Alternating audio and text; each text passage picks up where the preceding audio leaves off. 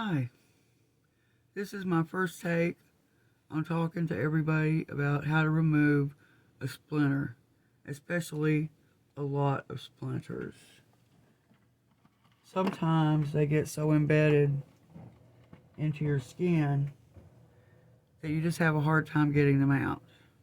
So, of course, your easiest thing to do is going to be, if you can, to get a straight pen and make sure that you dip that in some alcohol so that it's sterile. Okay, I'll just put that right back in my dish. Um, I use a cuticle cutter, which I think this was designed for getting out splinters rather than cutting cuticles. A good pair of tweezers, compound W, lanacane, or this says topicaine, and that's totally upside down, isn't it? Yep, there we go. And band-aids. Okay. Now, this one I'm still working on. This one I just got the last of the splinters out. These, underneath here, is where I put compound W. And what it does is it burns. It burns the skin, yes it does. But it also sucks the air or what have you out of the splinter. And sometimes it causes it to be turned black, which is good. I mean, you're going to like it to turn black. Right there. There's where it's turning black. And that means that the splinter's pretty much well ready to get out. This one, like I said, I'm having a hard time with that one. I mean, it's dug in deep. So, when I get everything I can out with a splinter, that's easy to get with tweezers or a needle by flipping it up. If I can't get it there, then I'll move the compound W. And this is kind of like a back and forth thing. You're not going to get all this done in one day or one sitting. I've been working on these splinters for over a month now. And the reason they're so embedded in my hands was I moved some 2x4s that were rough cut lumber. And I'm old now, so it just dove into my skin. And I wasn't paying attention, and I didn't even realize I had a problem until several days later. Actually, it was about a week and a half later.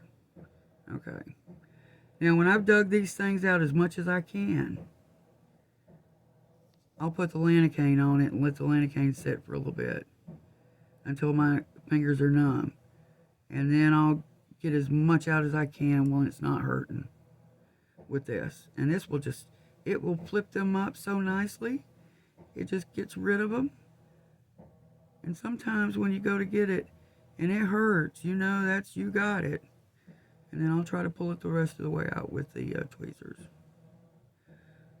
Another problem that I had was I had some really deep, tiny, like microscopic fiber splinters that were deep into my hand. And what I do is I take a Band-Aid, and I usually leave these on at night, and it also protects your finger from getting too sore. Is I will cut this in half, and then I will lay it there, cut that in half so I've got something to pull it down, and then I'll let that stay, maybe mash it in good overnight when I wake up, and then I'll gently peel it off, and it will get some of them out. But like I said, you're not going to get this out. If it's a lot like mine, you're just not going to get it all out in one day. So, best thing to do is do it until you can't stand it no more, or you got to do something else and come back to it later. Use a lot of bacitracin afterwards. Get your hands really clean when you're done for the moment. But whatever you do, you don't want to get your hands dirty. Okay, now I've got to put my other glasses on.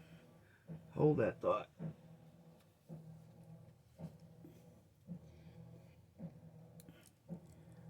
Okay, here we go. Now, This one is really mad, and I may try to get in there and surprise it.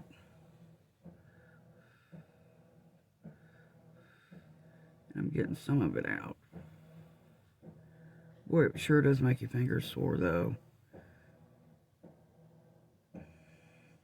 That's just dried blood alongside. That's not a splinter. And it's helpful when it bleeds because it'll run alongside your splinter, and if it's blended in with your skin a lot, the blood will attach itself to the splinter and it's easier to see it. Okay, let me see if I can get this one I just got out. I'll work on this one because that's turned black, which is a good sign. Now I may not get everything out, so I'm just going to flip that up, and that's what you want to see, is how it's attached to the other side of the compound W. Now I'm not going to suggest that you use compound W because it's not really a bright idea, but it does work, and your fingers, they will look like they did once before if you get it all out and keep it medicated. Okay, here we go. Let's see if we can get this sucker out. Yeah, it's coming on out. And what's neato is the instant you get that splinter out, it's done. It doesn't hurt anymore. It may be a little sore. I'll put that right there. But it just quits hurting instantly. And believe me, after doing this for this many long, I'm just about sick and tired of fooling with them. Now you got to figure I started this over a month ago. Definitely over a month ago. Sometimes when you get splinters, you won't even know you got the darn things until days or weeks later, and then your fingers start getting sore. Okay, look at there. We got this sucker out. Wahooey. Okay, and then I'll just go to the next one and the next one. Like I said, it doesn't always get all of it. It'll get a little bit. And you just have to gently work on each one. There's where I had a problem. Now I've got a couple of pieces that I need to get to in that one. But, and your fingers will turn red, and they'll look so mad. But as soon as, this whole thing was black and red, this hard side of my thumb, before I started. I wished I could have showed you a beginning and where I'm at now, and you would see the difference. But good luck getting out your splinter. I appreciate your time. I hope that you can get your splinters out because they are so aggravating. Y'all take care and have a great day. Thank you.